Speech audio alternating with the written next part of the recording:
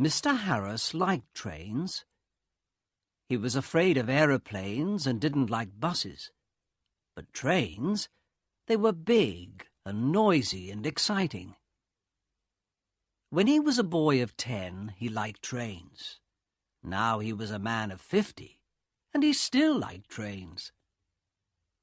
So he was a happy man on the night of the 14th of September. He was on the night train from Helsinki to Oulu in Finland, and he had 10 hours in front of him. "I've got a book and my newspaper," he thought, "and there's a good restaurant on the train. And then I've got 2 weeks' holiday with my Finnish friends in Oulu." There weren't many people on the train, and nobody came into Mr. Harris's carriage. He was happy about that. Most people on the train slept through the night, but Mr. Harris liked to look out of the window and to read and think. After dinner in the restaurant, Mr. Harris came back to his carriage and sat in his seat next to the window. For an hour or two he watched the trees and lakes of Finland out of the window. Then it began to get dark, so he opened his book and began to read. At midnight the train stopped at the small station of Ottawa. Mr. Harris looked out of the window, but he saw nobody. The train moved away from the station into the black night again. Then the door of Mr. Harris's carriage opened, and 2 people came in, a young man and a young woman. The young woman was angry. She closed the door and shouted at the man, "Carl, you can't do this to me!" The young man laughed loudly and sat down. Mr. Harris was a small, quiet man. He wore quiet clothes, and he had a quiet voice. He did not like noisy people and loud voices, so he was not pleased. "Young people are always noisy," he thought. "Why can't they talk quietly?" He put his book down and closed his eyes. But he could not sleep, because the 2 young people didn't stop talking. The young woman sat down and said in a quieter voice, "Carl, you're my brother, and I love you. But please listen to me. You can't take my diamond necklace. Give it back to me now, please." Carl smiled. "No, Elena," he said. "I'm going back to Russia soon, and I'm taking your diamonds with me." He took off his hat and put it on the seat. "Elena, listen. You have a rich husband, but I have no money. I have nothing. How can I live without money? You can't give me money, so I need your diamonds, little sister." Mr. Harris looked at the young woman.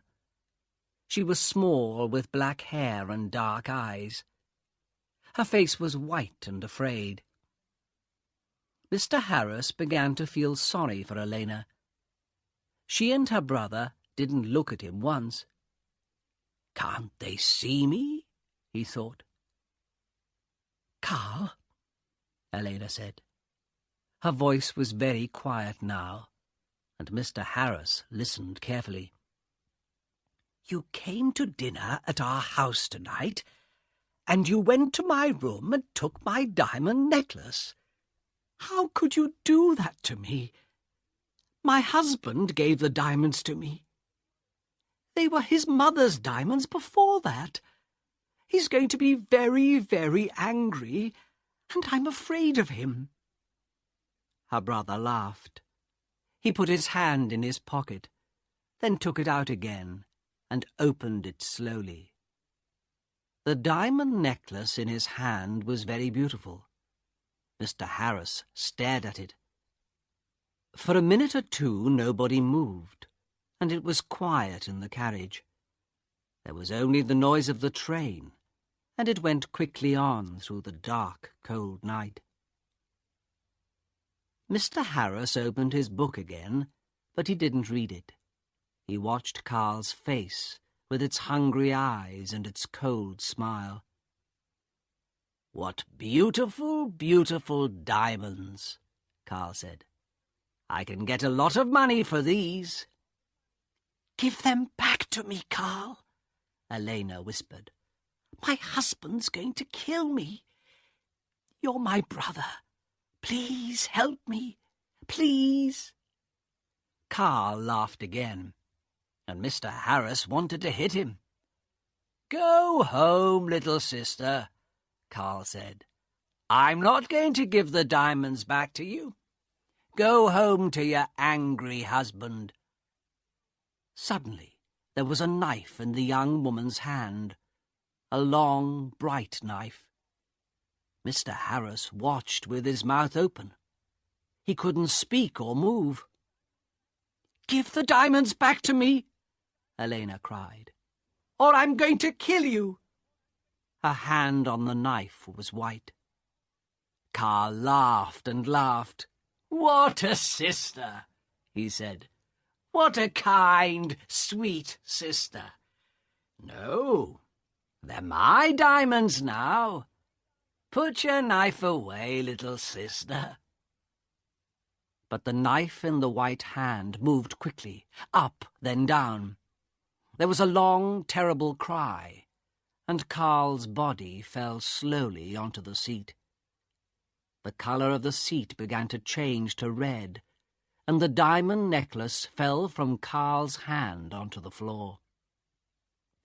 Elena's face was white. "Oh, no," she whispered. "Carl, come back. Come back. I didn't want to kill you." But Carl didn't answer, and the red blood ran slowly over the floor. Elena put her head in her hands, and again in the carriage there was a long, terrible cry. Mr. Harris's face was white too. He opened his mouth, but he couldn't speak. He stood up and carefully moved to the door. The young woman was quiet now. She didn't move or look up at Mr. Harris. In the corridor, Mr. Harris ran. The guard was at the back of the train, and Mr. Harris got there in half a minute. "Quickly," Mr. Harris said. "Come quickly. An accident. A young woman. Oh, dear. Her brother he's dead." The guard ran with Mr. Harris back to the carriage.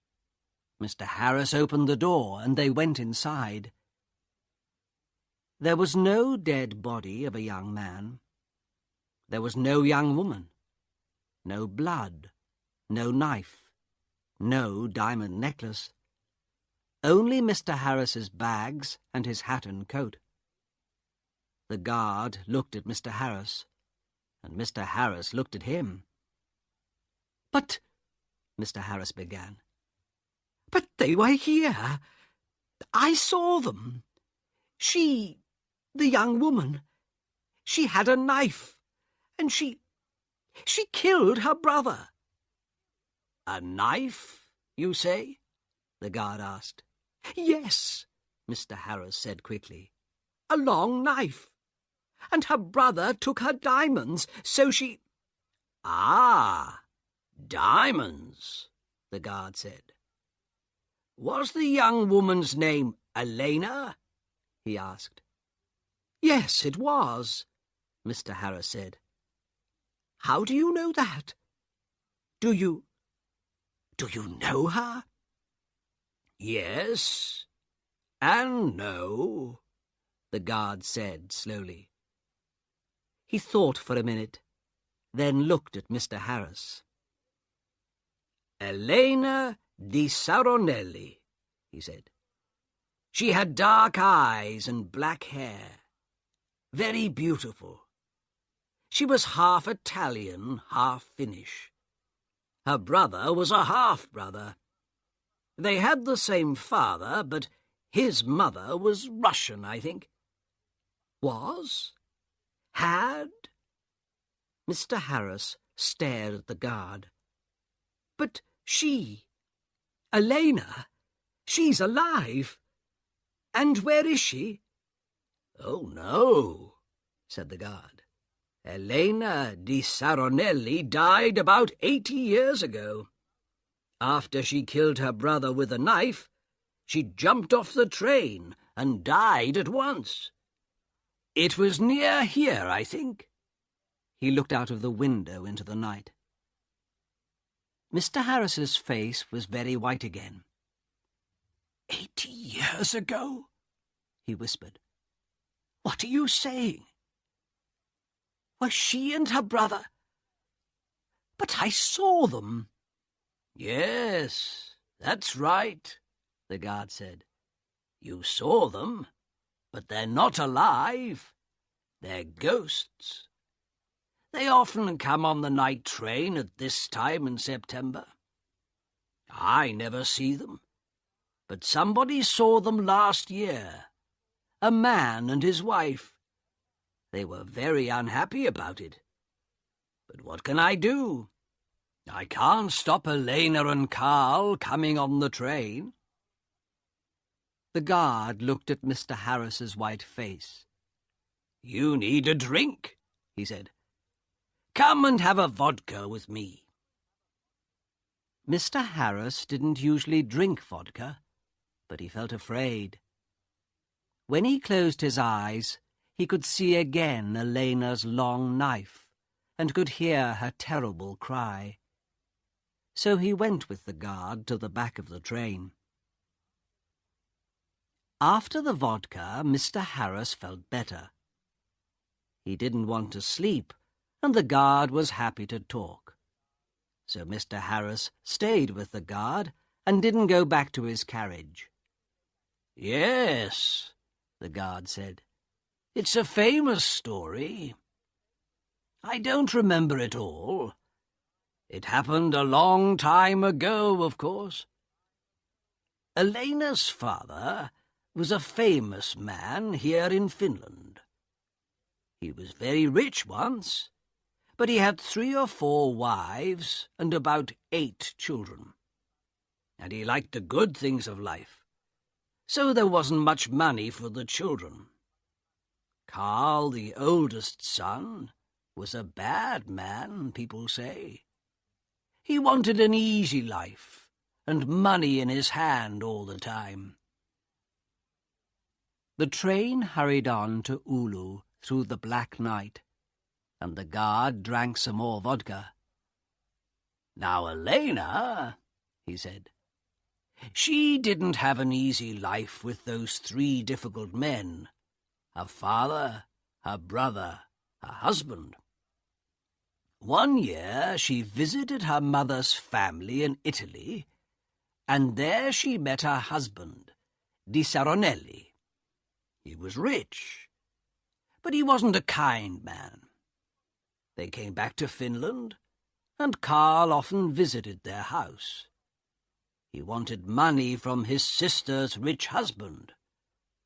Elena loved her brother and gave him some money, but Di Saronelli didn't like Carl and was angry with Elena. He stopped giving her money, and after that, well, you know the story now. Yes, Mr. Harris said. Poor, unhappy Elena. Mr. Harris stayed with his friends in Oulu for 2 weeks. They were quiet weeks, and Mr. Harris had a good holiday. But he took the bus back to Helsinki. The bus was slow, and there were a lot of people on it, but Mr. Harris was very happy. He didn't want to take the night train across Finland again.